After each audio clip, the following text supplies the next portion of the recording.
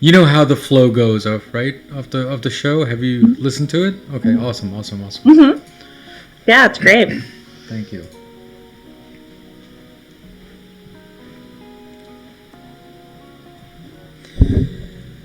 Hi guys, my name is Girish, the host for Back to Basics, another Back to Basics for another week. And we're so close for closing the season out. And I'm just so excited that you are supporting me and everyone else is supporting me, including my guest, by the way. Today, my guest is Christy Copa, and she's an amazing gal. I've talked to her many times, and she's an amazing person of what she's doing or what she's not doing for the kids and for the parents and everything else. We'll talk about that today. And it's going to be a great show. I know it is. I have a feeling that is. So today, let's go and invite Christy. Christy, how are you? And thanks for coming on Back to Basics. Hi, I'm doing well. Thank you so much for having me. It's so fun to be here. Yeah, absolutely. Thank you again. So before we get into the basics of Wondergrade and what you do and what you don't do with the kids, without the kids and the parents and everything else, what we do here, what does Back to Basic mean to you?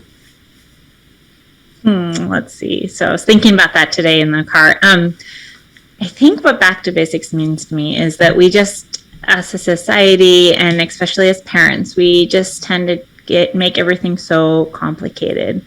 I mean, there's so much information. We're just inundated right now with information and research and technology and everything. It's really easy to get really overwhelmed and forget to trust our gut and trust our intuition and listen to ourselves. And I think that realizing, coming back to that intuition, hearing our voice, and being able to kind of shut out some of that noise is what Back to Basics means to me. Awesome. Christy, thank you so much for coming on my show and trying to explain in your way what Back to Basic means. It looks like I've talked to almost all my guests and they're giving me different answers for when it comes to Back to Basics. So thank you again for your insight and your feedback on that. Yeah. So thank you again. So Christy, Wondergrade. How was it born? What really happened there? I mean, obviously, you didn't wake up in the morning saying, "Okay, I'm going to put Wonder and then Grade into one company and come up with this whole app that you came up with." So explain to me how this whole process worked. I mean, what triggered to start this whole thing? Yeah. So Wondergrade. So Wondergrade is an app that I have. That is the main product of my digital health and education company that I founded a few years ago.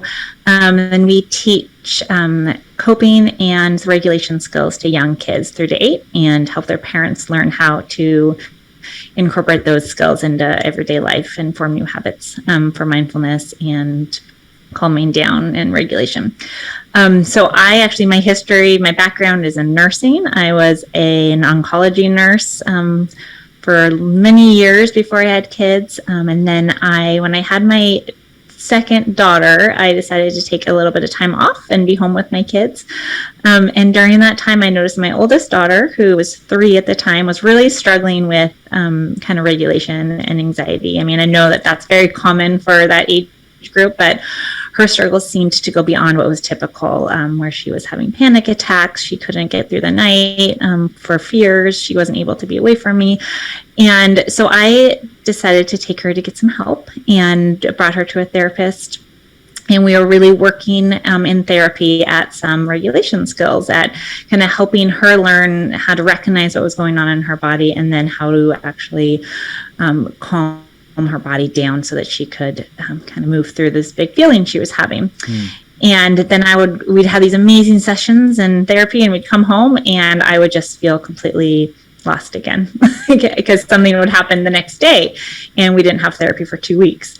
So I started seeing this pattern, and I started looking around for some tools that I could use at home with her to kind of continue that work, so she could build up some habits of using these skills in her everyday life.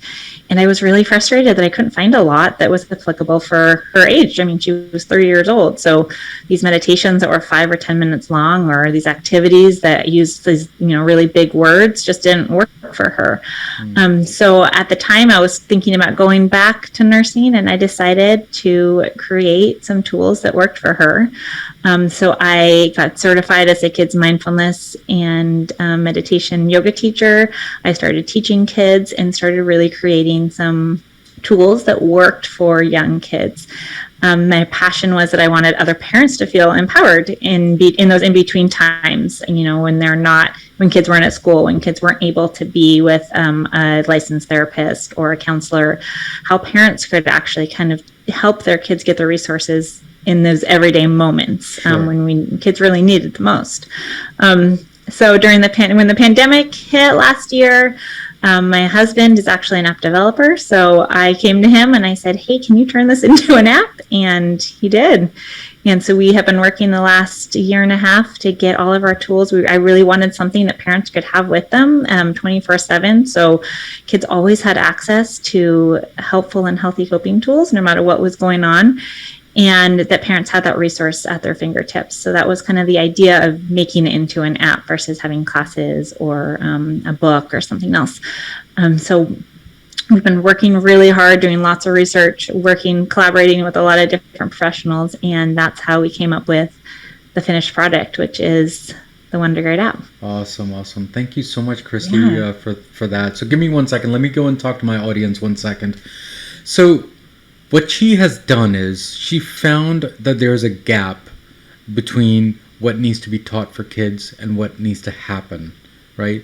There was no tool out there. And what she's done is she's created this tool or this app with the help of her husband in this case. There might be that you might need help with your friends, your families, or somebody to come up with some idea.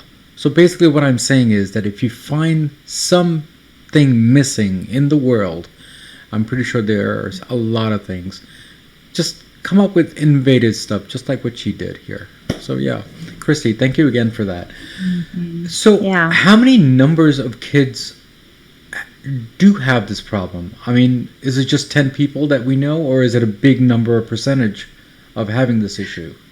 Yeah, the numbers of kids that are struggling with mental health issues is staggering, and the numbers continue to rise, especially after this last year. So there's a recent study by the CDC that right now 1 in 5 kids have enough symptoms, grade school aged kids have enough symptoms to have a diagnosable mental health disorder, with anxiety being the leading disorder. And that means that 1 in 5 kids have enough symptoms that it's significantly negatively affecting their home and school life.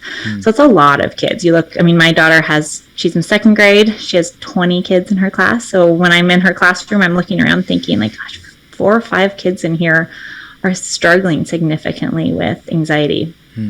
And we know that those numbers are even higher because a lot of, parents aren't aware of really what to look for, aren't getting their kids even getting those diagnoses. And so it's become, especially after this last year, I think that our whole society is recognizing how important it is to get our kids these tools, because it's becoming almost a second pandemic of the mental health fallout of what has been going on, and our kids have been significantly impacted. So I would say that most kids are struggling in some way, whether that's just struggling with worries and trying to figure out how they can move through those worries, trying to make sense of all the huge changes that have happened this last year, or if it's something more severe like an anxiety disorder. So thank you again, by the way, Chrissy, for that. We're only just talking about kids. Are even elder kids are also having the same issues? I'm talking middle school and high school, and then let's say in college. Do you think, or is this only a elementary school issue? No, I only work with elementary school kids, so that's why I have those statistics. I don't have the exact statistics for older kids, but I do know that the numbers are actually even higher for older kids.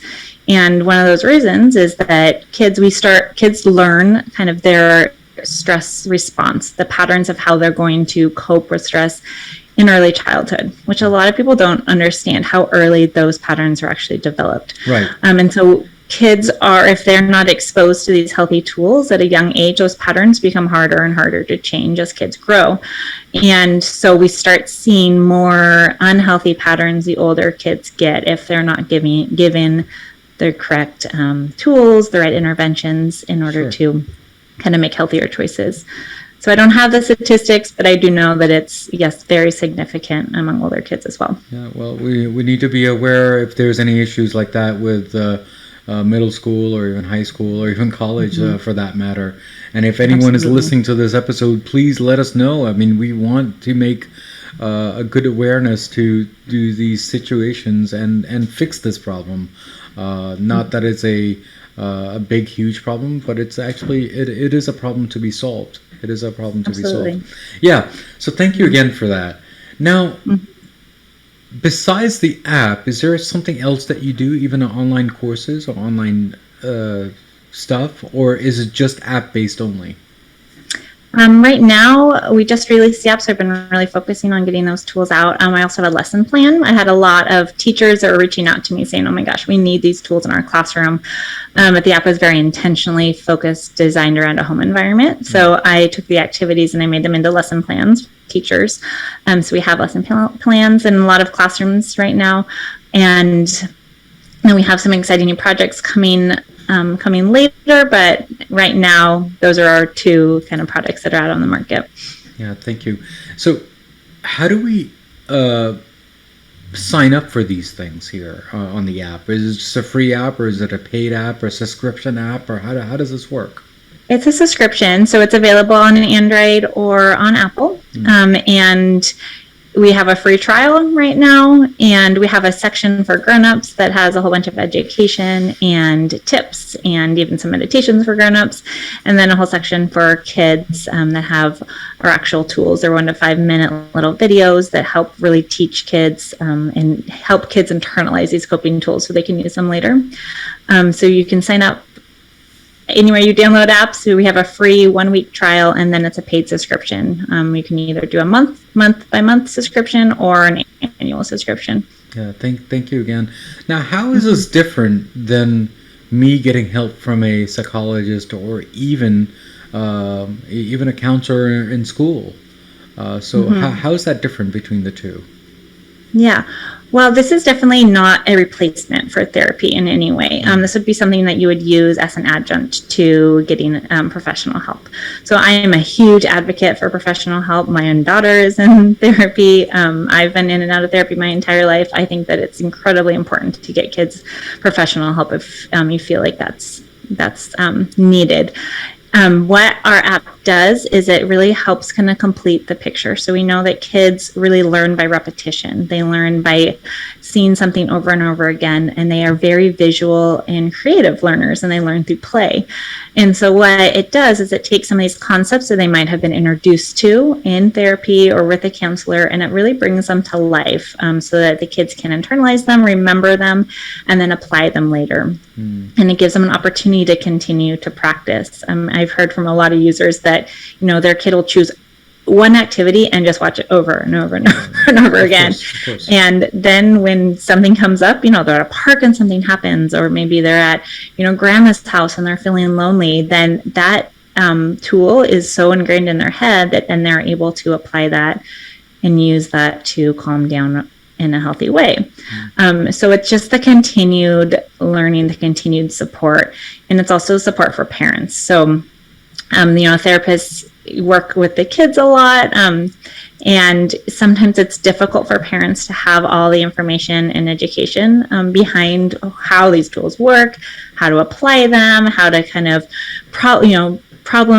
solve problems or troubleshoot if they need to. So we provide a lot of that support as well, and try to make it really easy to integrate into everyday life. Yeah. So, I would feel like the best support would be if your child is in therapy or seeing a counselor, to be learning those tools in the office and practicing them, and then coming home and continuing that practice at home so that they get that kind of, over and over practice and really get those skills ingrained in their head. Of course. Thank you again, by the way, Christy. Me personally, because I'm a technologist, so I'm going to be a little biased about this to everyone else. Okay, I love app stuff and I love tools to help stuff for the kids or even adults, for any other tools out there. But there are certain people who are against these apps, who is against these technologies. What are your thoughts on that part? Is there something that we can do on our own, or something besides going on the app? I know it's going a little against what you're doing, but what are your thoughts on that? Not Because at all. so what are your thoughts on that?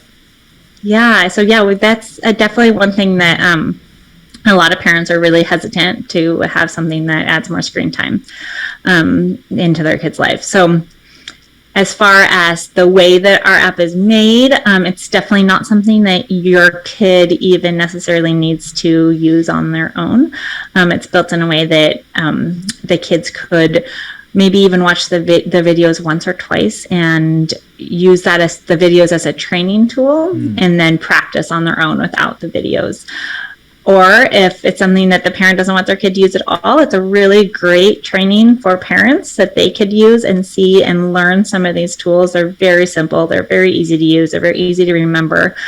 But they're not intuitive to a lot of people because a lot of us weren't taught those tools when we were kids. So parents could learn and then teach their kids or help kind of get that accountability and those habits started. And if it's something that, you're like, no, I want nothing to do with technology, there are so many amazing resources out there, different places that have printables, that have journals, stuffies that are calming stuffies. If you just search for, coping tools for kids, there's wonderful companies out there that are doing really, really wonderful work with more tangible tools. And I'm a huge, huge supporter of any company that is doing this work. One reason that we kind of went with the app model is during the pandemic, I wanted something that parents could just have easy access to. And I know that all of us have our phones with us all the time. So I wanted something that was really easy to just grab. We also know that all kids are very different. I mean, we all have different learning styles. Right. And so some kids maybe would learn a lot better by writing in a journal or coloring. And another kid might learn a lot better by watching a 1-minute video. And so it just is kind of rounding out the offering that the whole community that is out there trying to support kids' mental well-being is doing. So there's lots of ways that you can get your kids these same tools without using technology, and I fully support any of those different outlets. Yeah. Thank you again, Christy. Just give me one second. Let me go and tell my audience something here. So there are ways to go and help out our kids. I'm going to say our kids because I have kids also, and I'm pretty sure she does too. Now, what do we need to do? Do we go online to download her app, or do we do something manual? Me personally, I don't care because I really want my kids to do well. That's the main goal. We have to learn, and we have to make sure the kids are happy on their well-being, on their mental health. I mean, think about it. That is the end goal here. It doesn't matter what app you use. That is why I brought Christy here, because you know what? She's doing an amazing work, whatever she's doing. And I've seen her websites and everything, and she's doing great. So, help her out as much as you can, and even other tools out there, manual ones out there. So thank you, Christy. Yeah. So thank you again for all the work that you do so far. And so what are you going to do in the next 5 years? Because it seems like you did nursing, and then now you built an app last year, and now it seems like no one's stopping you now. It looks like. I know, right? Well, I have big plans with Wondergrade. I think that I just really want to grow this offering and continue to support our community. One thing that I've been getting a lot of people asking me is, I love this, but I want it for my older kids. You're asking about, older kids and the mental health of older kids. So that's definitely one thing that I feel very passionate about, is I want to provide some tools for big kids. Also, I I have a very huge heart for kids that are dealing with chronic illnesses and their siblings. So we have a partnership with the Children's Cancer Association, and we provide free lifetime subscriptions to any of their families. We also work with our 2 local children's hospitals and provide free subscriptions to them as well. So I want to expand that program to other hospitals around the nation, and then provide some content specifically for kids dealing with chronic illnesses and support for their siblings as well, because it's a very unique set of challenges that those kids are facing. So that's kind of expanding to really make our content more applicable for these different groups, because each group is dealing with different, struggles, and I really want kids and their parents to feel supported wherever they're at. Yeah, absolutely. Christy, thank you again for coming here and making this show brighter for me and supporting me in my small journey that I have. And the journey's almost over. The season's almost over, and you were one of the great ones on season 1. So thank you again for coming here and supporting me. Thank you so much for having me. Yeah, so next time when you come on the 2nd or the 3rd phase of Wondergrade, do look me up and make sure that we can help you in any way, form from Back to Basics. I will do that, absolutely. Yeah. And thank you so much for everything that you do and all the content you have out there, and for entertaining us and educating us, and for helping create such a awesome community. Yeah, thank you again, Christy. And before I let you go, do you have any last words for Back to Basics before you leave? I think it's just to remember that one of my favorite quotes is that you do the best you can until you know better, and then you do better. And I think as parents, a lot of times we almost feel guilty of like, oh my gosh, my kid is struggling and I haven't done this yet. But once we get this information, we can do better. We can change the conversation. We can get our kids a support that maybe we didn't get as kids. And we can raise up a generation of kids that have healthy tools and that are going to be more resilient and more compassionate and kinder. And we can do small things today that can change our next generation for the better. And I just encourage everybody to take that moment to make a small change and support your kids in this way. Yeah, thank you again for coming on my show and supporting me. So thank you again, Christy, and being here. Yeah, thank you. All right. So guys, we spoke with Christy today. We talked about Wondergrade, and we talked about the wellness of the kids, the wellness of the adult kids, and that she's planning to do. And whatever the next goal she's going to have for the next 5-6 years, we will follow her and make sure that she does well on the next phase of life. And what did she say? Small things makes a better world. I think that's what she's trying to say. Right? So here's a quote of the day from Back to Basics. There's a quote of the day always from Back to Basics, and the quote of the day is going to be, give me a second here. It seems like everything is malfunctioning today on Back to Basics. Isn't it crazy? Well, here's a quote of the day. You have brains in your head. You have feet in your shoes. You can steer yourself in any direction you choose. So I think you need a tool, don't you? You need a tool to move forward. You need a tool to move backwards. Well, not backwards. We always need to move forward. That's what it is on Back to Basics. So guys, what do we always say at the end of the episode?